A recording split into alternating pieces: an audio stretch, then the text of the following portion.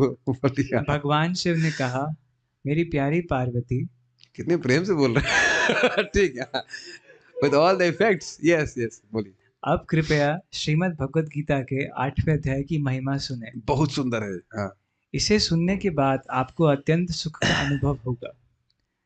दक्षिण में अमरदकापुर अमरदकापुर नाम का एक महत्वपूर्ण नगर है, जिसमें भवशर्मा नाम का एक ब्राह्मण रहता था, जिसने एक वेश्या को अपनी पत्नी बना लिया था। भवशर्मा को मांस खाना, शराब पीना, चोरी करना, शिकार करना एवं अन्यों की पत्नियों का संग करना अच्छा लगता था।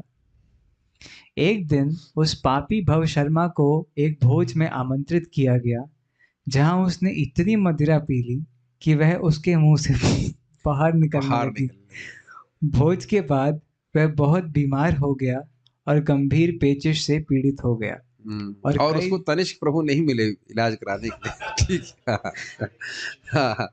कई दिनों की पीड़ा के बाद वह मर गया और उसने एक खजूर के पेड़ के शरीर को प्राप्त किया। यही तो बार बार बोला जा रहा है कि पता नहीं कि बेटा आज तू मरेगा तो कल कहाँ पैदा होगा। खजूर के पेड़ पे अटका हो, पेड़ पे अटका नहीं, खजूर के पेड़ की योनि को प्राप्त हुआ। बस ठीक है। हाँ, पढ़िए। एक दिन दो ब्रह्म राक्षस आए और उस पेड़ के नीचे शरण ली। उनकी पिछली जीवन कथा इस प्रकार थी। कुशीबल नाम का एक ब्राह्मण था, जो वेदों में बहुत विद्वान था और उसने ज्ञान की सभी शाखाओं का अध्ययन किया था।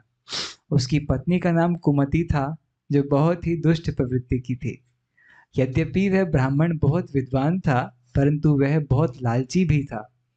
वह अपनी पत्नी के साथ प्रतिदिन बहुत सारा दान एकत्रित करता था, लेकिन वह कभी किसी अन्य ब्राह्मण को दान नहीं देता था।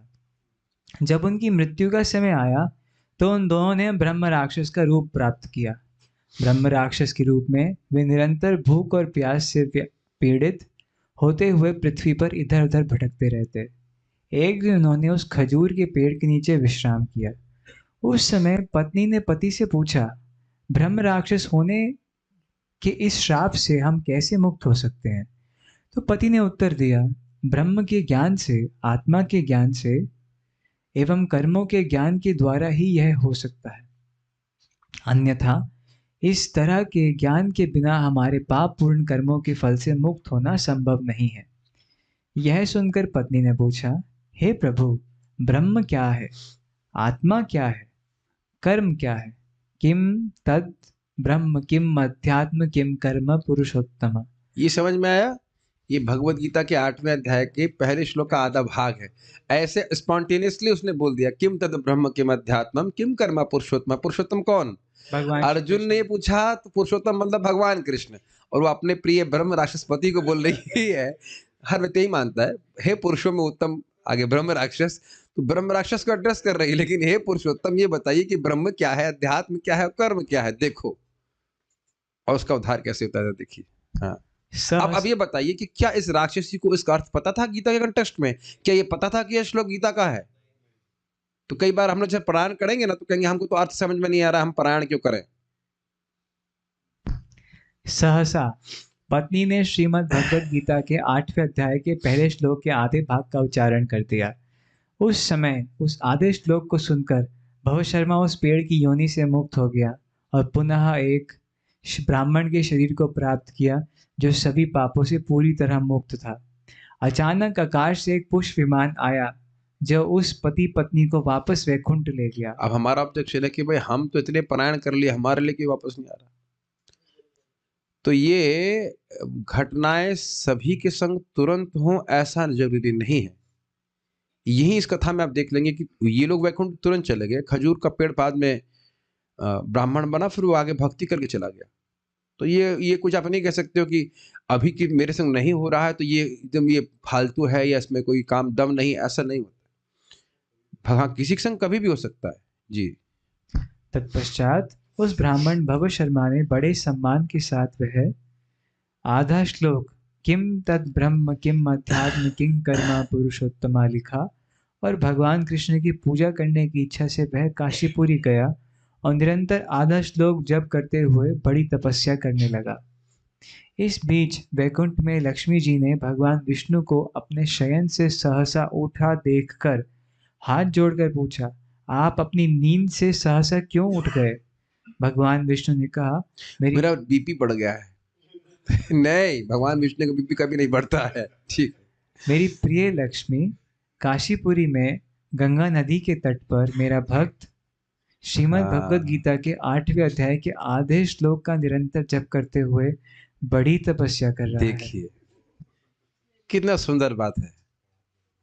कहाँ खजूर का पेड़ था, उससे पहले पापी ब्राह्मण था, लेकिन भगवान देखो पुराना कुछ याद नहीं रख रहे, सब पता है उनको। वो तो यही देख रहे हैं कि इस समय मेरा भजन कर रहा है। कितना सुंदर बात देखो इस स्टोरी से है। तो आप बैठ के सुबह जाप कर रहे हैं, आप सोचेंगे भगवान देख नहीं रहे हैं, ऐसा नहीं है। उस समय आने पर सब कुछ करेंगे। देख तो पहले दिन से ही रहे हैं। जब पहले हम एकदम भोंदू की तरह माला उठाई थी ना, जो ये भी पता नहीं था कहाँ से हाथ डालने, कहाँ से उंगली निकालने, उसी दिन से भगवान समझ गए कि इसकी उंगली पकड़नी है और मुझे अपने पास लेके आना है। उसी दिन से। आपको याद है वो दिन जब पहली बार माला झोली देखी है तो समझ ही नहीं आया था, मुझे तो 10 मिनट लगा समझने में, कहाँ उंगली निकालनी है, कैसे खींच, बड़ा कठिन लग रहा था समझने में। लगा समझ में दिक्कत हुई, माला कभी देखी तो की है नहीं। हाँ, हो सकता है कुछ लोग पीछे ऐसे खींचने लगते हैं, बहुत सारे, मतलब एकदम ऐसी स्थिति आप सब जानते, सभी की थी कि बिल्कुल पता ही नहीं था माला कैसे करनी होती।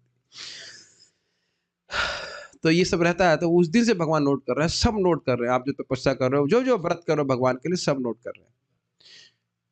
और फिर देखिए नेक्स्ट लाइन कितनी सुंदर है। मैं बहुत दिनों से सोच रहा हूँ कि उसकी भक्ति को कैसे पुरस्कृत करूं। वाह, that is wonderful, is it not? हम सोच रहे हैं कि भगवान कुछ सोचते नहीं, हम भक्ति कर रहे हैं, कुछ हमको देख ले रहे हैं, ऐसा नहीं है।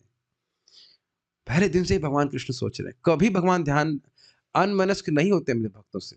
ये बात भागवत में बोली गई है 5वें स्कंद में, कि भक्त हमेशा मेरे हृदय में रहते हैं और मैं हमेशा अपने हृदय में भक्त के कल्याण के बारे में सोचता रहता हूँ। कोई भक्त गिर भी जाता है तो भी भगवान उसके कल्याण के बारे में सोचते रहते हैं। यस। पार्वती ने भगवान शिव से पूछा, जब भगवान विष्णु अपने भक्त से इतने प्रसन्न थे तो उन्होंने उसे क्या वरदान दिया? भगवान शिव ने कहा, भवशर्मा वैकुंठ गए भगवान विष्णु के चरण कमलों की शाश्वत सेवा में संलग्न होने के लिए। इतना ही नहीं, उनके सभी पूर्वजों ने भी भगवान विष्णु के चरण कमलों को प्राप्त किया। मेरी देख रहे प्यारी हैं, सोच के देते हैं भगवान। केवल ऐसा नहीं कि एक व्यक्ति भजन कर रहा है तो उसी को ले आओ, बाकी सब सूखे सूखे पड़े रहे। ये यहाँ तो हम नहीं पढ़ रहे हैं कि अन्य पूर्वजों ने भजन किया।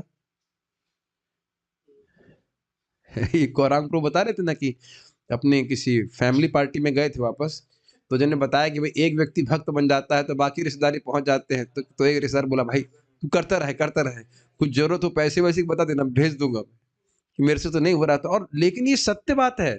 और प्रभुपाद जी समझाते हैं कि यद्यपि वे भक्त ना भी हो, यहाँ पे भी देखिए ये तो नहीं कहा जा रहा है कि पूर्वज भक्त थे। हम कुछ समझ ही सकते हैं कि भव शर्मा भी कुछ अच्छा कल्चर नहीं, लेकिन पता नहीं क्या थे, कौन जाने, लेकिन उस सबका उद्धार हुआ। कृष्ण कितने उदार हैं। ऐसा आप नहीं देखते हैं कि जैसे मान लीजिए किसी के आ जाते हैं, जैसे मान लीजिए आप लोग आते हैं या कोई भी आता है, तो हम, मेरा आप लोगों से प्रेम है, भक्त लोग जानता हूँ, प्रभु जी हमारा स्टूडेंट है, हमारा मित्र, अरे तुम भी आ जाओ साथ। ऐसा करता है कि नहीं करता? करता ही है, इज इट नॉट? संबंध देख करके व्यक्ति बहुत अंतर महसूस करता है। किसी बात से प्रैक्टिकल देखते हो, जैसे मान लीजिए यहाँ पे कोई स्टूडेंट है, मेरे कोई स्टूडेंट है, वो आते हैं, तो उनके माता जी साथ में आती हैं, तो ऐसे वो माता जी मुझे दिखती तो मैं ध्यान भी नहीं देता। हम बहुत से माता जी लोग आते हैं, क्या दिक्कत है? मैं कहते हैं नहीं ये मेरी माँ है, तो अब उससे प्रेम है तो उनकी माता जी तरफ भी हमारा ध्यान जाता है कि नहीं, हाँ भाई इन्हें भी कुछ बताना चाहिए भक्ति बन, ऐसा होता है कि नहीं? तो सामान्य जगत में आप ऐसा देखते हो तो भगवान पे तो बहुत घटित होगा कि नहीं? कोई जो भक्ति कर रहा है उसे तो प्रेम कर रहे हैं, और जो जो नहीं भी कर रहे हैं उनके परिवार वालों को भी कल्याण भगवान करते हैं। प्रहलाद महाराज से पहले तो हिरण्यकश्यप का उद्धार किए। तो इस बात में कन्विंस रहना चाहिए कि यद्यपि हमारे माता पिता कन्विंस नहीं है, ऑब्जेक्ट कर रहे हैं भक्ति करने के लिए, फिर भी हमको भक्ति करना चाहिए। देखिए कितना लाभ हुआ उसका। सबसे महत्वपूर्ण है भगवान की भक्ति करना। यद्यपि माता पिता विरोध भी कर रहे हैं, शरीर तो माता ही पिता दिए है ना, उसको तो आप नहीं काट सकते हो। तो जो भी भजन करोगे उसका लाभ उनको मिलना ही है पक्का। पढ़िए लास्ट लाइन।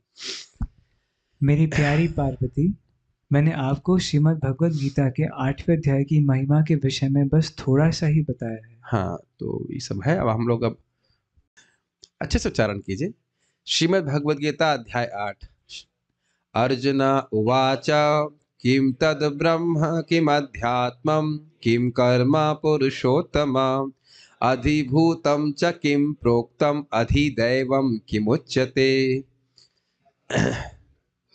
अधियज्ञः कथं कोत्र देहेऽस्मिन् मधुसूदन प्रयाणकाले च कथं ज्ञेयोऽसि नियतात्मभिः। श्री भगवान उवाच अक्षरं ब्रह्म परमं स्वभावोऽध्यात्मम उच्यते भूतभावोद्भवकरो विसर्गः कर्म संगितः अधिभूतं क्षरो भावः पुरुषश्चादिदैवतम् अधियज्ञोऽहमेवात्र देह भृतांबर अंतकाले च मामेव स्मरन् मुक्त्वा कलेवरम् यः प्रयाति समद्भावं याति नास्ति अत्र संशयः यं यं वापि स्मरन् भावं त्यजन्ते कलेवरं तं तमेवैति कौन्तेया सदा तद्भावभावितः तस्मात् सर्वेषु कालेषु मामनुस्मरयुध्य च मय्यर्पितमनो बुद्धिर्मामेवैष्यस्य संशयः अभ्यासयोगयुक्तेन चेतसा नान्यगामिना परमं पुरुषं दिव्यं याति पार्थानुचिन्तयन् कविं पुराणम् अनुशासितारम् अणोरणीयांस्मनुरस्मरेद्यः सर्वस्य धातारमचिन्त्य रूपम् आदित्यवर्णं तमसः परस्तात् प्रयाणकाले मनसा चलेन भक्त्या युक्तो योगबलेन चैव भ्रुवोर्मध्ये प्राणमावेश्य सम्यक् सतं परं पुरुषमुपैति दिव्यम् यदक्षरं वेदविदो वदन्ति विशन्ति यद यतयो वीतरागाः यदिच्छन्तो ब्रह्मचर्यं चरन्ति तत्ते पदं संग्रहणे प्रवक्ष्ये सर्वद्वाराणि संयम्य मनोहृदि निरुध्य च मूर्धन्यधायात्मनः प्राणम् आस्थितो योगधारणाम् ओमित्याक्षरं ब्रह्मन् व्याहरन् मामनुस्मरन् यः प्रयाति तजन् देहं स याति परमां गतिम् अनन्यचेताः सततं यो मां स्मरति नित्यशः तस्याहं सुलभपार्थ नित्ययुक्तस्य योगिनः मामुपेत्य पुनर्जन्म दुःखालयम् अशाश्वतं नानुपवन्ति महात्मानः संसिद्ध परमां गतः आब्रह्मभुवनाल्लोकाः पुनरावर्तिनो अर्जुन मामुपैत्य तु कौन्तेय पुनर्जन्म न विद्यते सहस्रयुगपर्यन्तम् अर्हयद् ब्रह्मणो विदुः रात्रिं युगसहस्रान्तं तेहोरात्रविदो जनाः अव्यक्ताद्व्यक्तयः सर्वाः प्रभवन्त्यः रागमे रात्र्यागमे प्रलीयन्ते तत्रैव्याव्यक्तसंज्ञके भूतग्रामः स एवायं भूत्वा भूत्वा प्रलीयते रात्र्यागमे वशः पार्थ प्रभवत्यः रागमे परस्तस्मात् भावन्यो व्यक्तो व्यक्तात् सनातनः यः स सर्वेषु भूतेषु नश्यस्यो न विनश्यति